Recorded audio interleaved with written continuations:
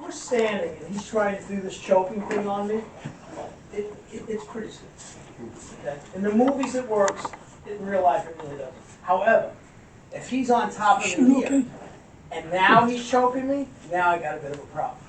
Now if he's very strong here, like if he's really, right, this may not work. So what I do is I collapse. I do this. I do a Tai Chi circle. I come here, and now I come up. And now I seize.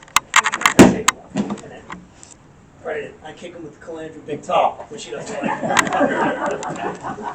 He's getting some extra footage from you. So again, simple. Now, if he's up very high on me, right? If he's up very high on me, I might be able to come in and drop this elbow straight on his groin. Again, everything's going to follow up to the throat, whatever. So let me show you another one. Now this one be careful with, okay? So this is the 14th basic edition. As this. And Woody will tell you he doesn't like this. Now, you can also do this and you can hit with the Isshin-Ryu thumbs, which he'll tell you he doesn't like that either. Now, I can break this and I can come up and strike the temple. Same thing. But this is brutal. He'll tell you this is bad. You come up and you just keep driving in, you're gonna hurt it, you're gonna be breaking his ribs. It's a devastating strike. That's it. Try this one. Just again, go light.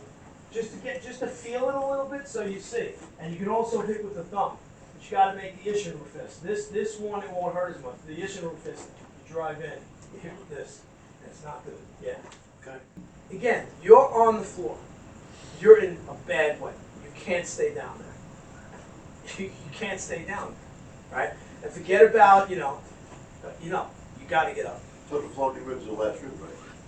Floating rib is right here in the front, right here. So I don't care what rib you hit, but you hit a rib, right? You don't hit the stomach because it's not gonna hurt enough, right? Yeah. Come in. And again, you could also come up and strike the guy in the temple. You can come up and do this. So if you knock his arm down, you can come up and catch him in the temple. You catch the guy solid in the temple, he's on Queer Street. He's like, and then you follow up, you finish him. So then move it again with you. Here? Yeah. Yeah. So that's if you're up high. Yeah. So, if you're up higher on me, right? Just come here. They strike this straight down. Oh yeah. No, I meant the other if the arm wasn't. Yeah. So if you try to do this, you hit that, you can fight it. When I curve it, you can't fight it. So my elbow goes in. The bone goes against my forearm too. Yeah. You're a tough guy. It's a rub technique. I wouldn't believe that. It's elbow in. It's basically a Tai Chi circle.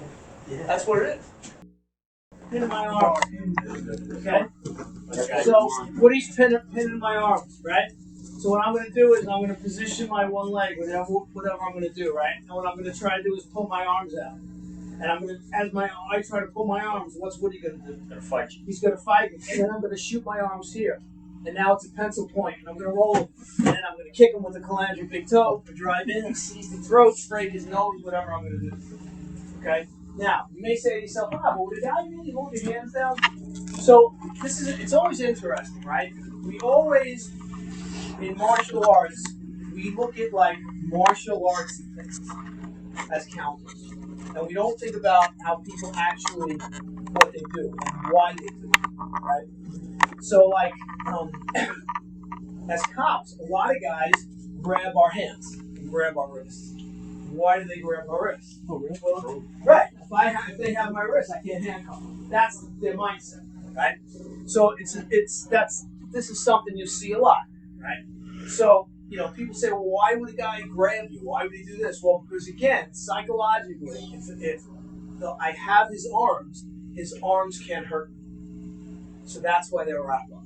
So it's the same thing here. Even though he's on top, he's holding your hands. Maybe he's going to probably at some point let go to try to punch you, but we're not going to wait to that point. Okay? And again, we don't know if there's other friends, right? So again, same thing. So he's on top of me, and he's got both hands. And this is a topsoil technique, by the way. Okay? So, whatever I position, whichever way I'm going to go, right? I start to do this. I shoot straight and take him over. I might take his thumb, kick him, whatever I can grab, I'm going to grab and take, right? Okay? So Yes. When you're shooting your hands up, then he's off balance. Then. Yeah. So he went from being like this to this, Okay. and as this is happening, I roll him. So his natural instinct is as he starts to fall, he may reach like this, whatever, but he may not. And again, even if he reaches, we're still going to be in a position. He's going to be wide open to strike him with a whole bunch of different strikes. Can you do it from the other side? This way? Yeah. This way? Yeah. So he's got me here, right? I start forcing my hands out. He's going to resist. I shoot. And now I take him over. And again, like here, I got a joint lock where I'm using my wrist to create the fulcrum to break his fingers. And I just drive it. My thumb's right here. If he's got your arms pinned, what else is he going to do? Stay there until you get one of them gets tired? Well, see, you're thinking the wrong way. Criminals don't think like this. Criminals do dumb things all the time. Okay? Again, I just told you, the guy who got on top of me, this is what he tried to do. He tried to control both my hands. And then what he tried to do is he tried to push my one arm into his other hand so he could have both. But you're not holding two, you have to have hands this big, right?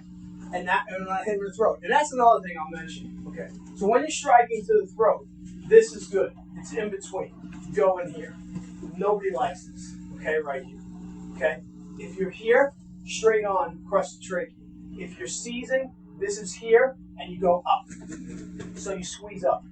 So I did this technique on criminals a lot, and it literally, when I did it on a criminal, I squeezed that I felt my fingers touch behind his trachea.